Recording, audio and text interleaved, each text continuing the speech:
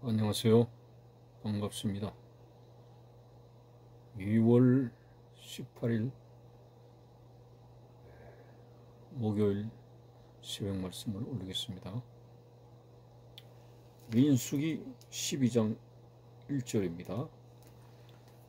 모세가 구스 여자를 취하였더니 그 구스 여자를 취하였으므로 미리암과 아론이 모세를 비방하니라. 아멘. 오늘 본문에서 모세의 형 아론과 누이 미리암이 모세를 비방을 했습니다. 그것은 모세가 그의 아내로 구스 여인을 취했다, 이것으로 비방을 하는 겁니다. 한마디로 모세가 이스라엘 민족의 여자를 두고 이방인 여자와 결혼을 했다.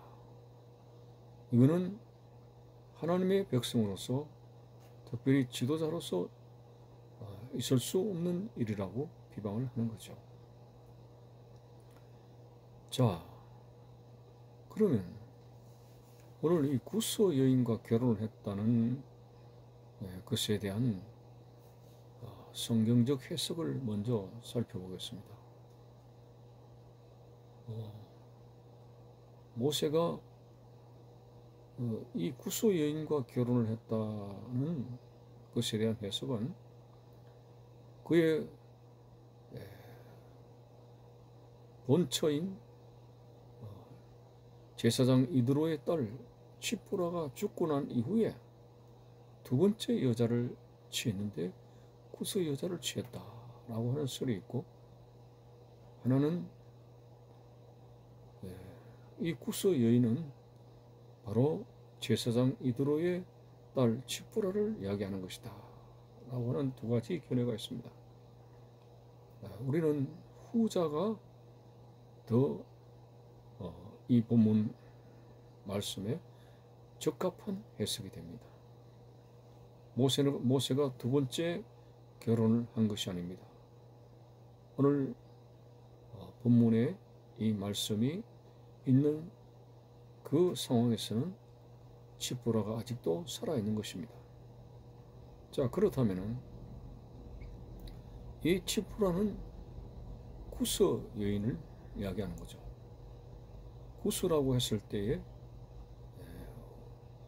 이디오피아라고 부르기도 하고 또는 미디안이라 부르기도 합니다. 이 미디안이라고 하기도 하고 구스라고 부르는 이 지명이 더 유력한 것이죠. 자, 그러면은 이 미디안, 바로 미디안 여인, 바로 칡보라를 이야기하는 겁니다. 본래 미디안은 아브라함의 후처 그드라가 난 아들 중에서의 미디안이 있습니다. 그 미디안이 요단강 동편으로 나아가서 이제 살게 되었죠. 자, 어쨌든 왜 이 구스 여인을 칡보라라고 보았을 때에 모세가 이미 결혼 생활을 한 지 40년이 훨씬 지난 때였습니다. 모세가 애굽에서 도망쳐서 미디안으로 갔지 않았습니까? 거기서 제사장 이드로 또는 로우엘의 딸 칡보라를 아내로 맞이하게 되었으니 그때 나이가 40이고 지금은 80이 넘었습니다. 그러면 40년이 훨씬 지난 이때에 왜 아론과 누이 미리암이 모세가 취한 아내의 문제를 거론하느냐 이거죠. 그것이 문제가 된다면 벌써 그 전에부터 왜 너가 이방 여인을 취했느냐라고 왈가왈부했을 것입니다. 그러나 40년 동안 아무런 말이 없다가 이제 80이 넘어 칩보라와 함께 산 지 40년이 넘는 세월이 되어 가는데, 그때에 왜 아론과 미리암이 그 구스 여인을 취해서 사느냐고 비방을 할 이유가 무엇입니까? 그래서 오늘 본문에 보면은 단순한 이 모세가 구스 여인을 취했다는 문제가 아닙니다. 이것은 표면적으로 그냥 하나의 이제 결점을 찾아내고자 하는 아론과 미리암의 그런 잘못된 부분이죠. 그렇다면 왜 그들은 모세가 미디안 여인을 취했다, 구스 여인을 취했다고 시비를 하게 된 것인가? 그것은 12장 2절에 보면은 그들이 이렇게 말합니다. 여호와께서 모세와만 말씀하셨느냐? 우리와도 말씀하지 아니하셨느냐? 자, 모세의 리더십에 대한 아론과 미리암이 시기 질투를 한 것입니다. 모세가 하나님께서 모세와만 이야기하셨느냐? 한마디로 이 사역자가 모세만 사역자냐? 우리도, 아론과 미리암도 우리도 하나님과 하나님의 사역을 하는 그런 동급의 리더다 하는 식으로 이 모세가 가지고 있는 리더십에 대한 시기와 질투로 인해 가지고 괜히 모세의 아내의 문제를 거론하면서 트집을 잡게 된 것입니다. 자, 그래서 오늘 이 본문의 문제점은 뭐냐? 모세가 취한 구스 여인의 표면적인 그 문제가 그들이 들고 나온 문제가 아니라 그 모세가 가지고 있는 그런 지도자의 그런 것에 대해서 시기와 질투라고 하는 문제입니다. 참 다른 사람도 아닌데 모세의 형이고 한 사람은 누이인데 어떻게 그 동생이 하나님의 일을 하는데 가장 잘 도와주는 그런 협력자가 되어야 되는데 왜 그들이 그렇게 시기와 질투를 해서 모세를 대적하는 자가 되었는가 하는 것이 안타깝지 않을 수가 없습니다.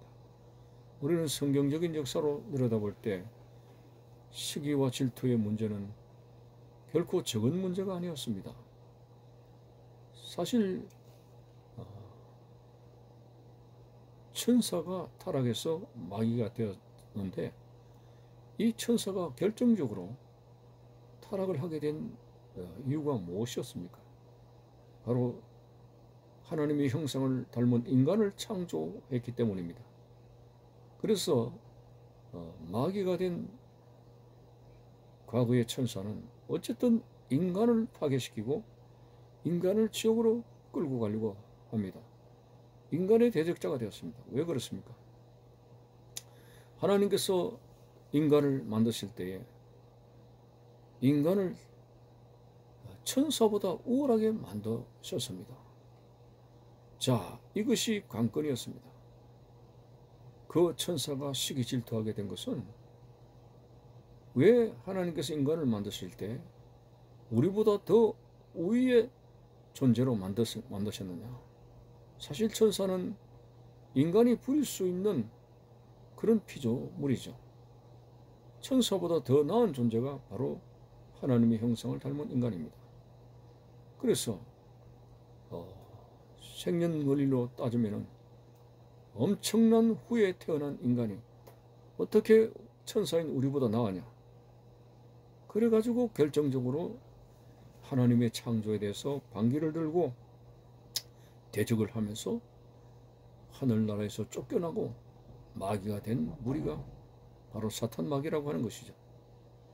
그래서 참 그때부터 시기와 질투라고 하는 문제가 불거지기 시작했고, 또 인간이 하나님께서 먹지 말라고 하는 선악과를 먹고 난 이후에 하나님의 형상이 파괴되고, 자, 그때부터 사람이 마귀를 닮은 사탄의 속성을 가지게 되면서 그 사탄의 속성 중에서 어떤 두드러진 것이 시기와 질투였습니다.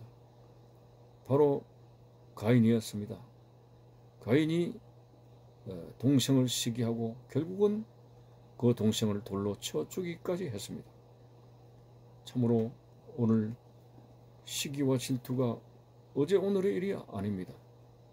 오늘 타락한 사탄 마귀의 그런 속성을 닮은 이 시기와 질투, 우리는 이것을 성령의 역사하심으로 우리가 순화시키지 못하면 우리들도 이런 사탄의 종으로서 크게 우리의 삶에 악을 유발시키게 되고 하나님 앞에 불순종하는 사람으로 갈 수가 있습니다.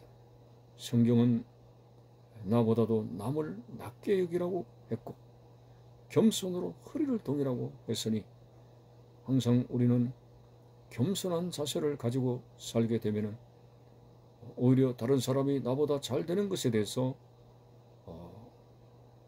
기뻐할 수 있는 그런 여유로운 마음을 가질 수가 있습니다.